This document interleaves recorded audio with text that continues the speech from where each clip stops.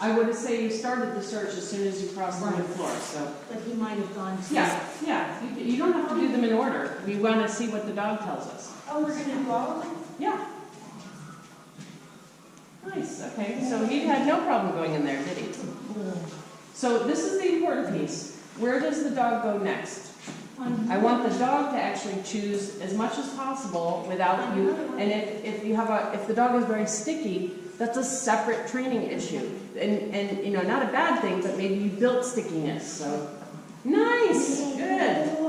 What's interesting is how the dog overshot that hide, ran right over the top of it to go deeper, probably because more air is circulating with that fan. So that's the idea of slowing them a little versus casting them off so fast. So there's our change of behavior. This is where shortening the leash, good, you're stepping in, giving that dog support. Now that leash won't get tangled.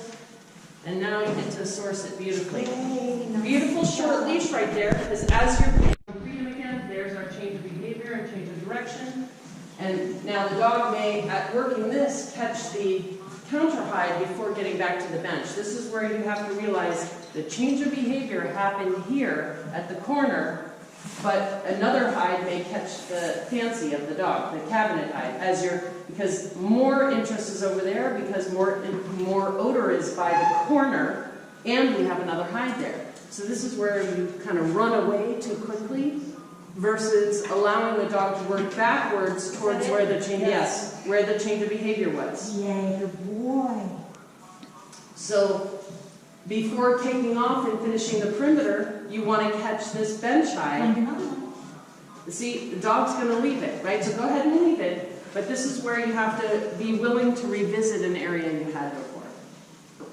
Dog's driving deep over there. A lot of odor trapping by the window and near all of the paper and the stuff.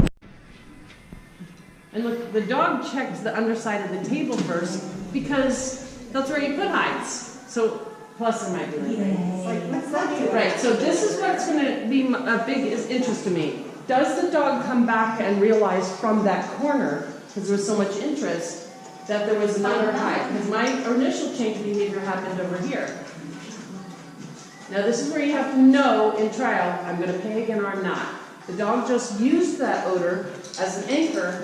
There we go, there it is again. Shorten that leash now because you want the dog to differentiate from the other hides. Really good job. So see, the dog did it in his order. He remembered that they had another hide out there. Very good, we'll stop there.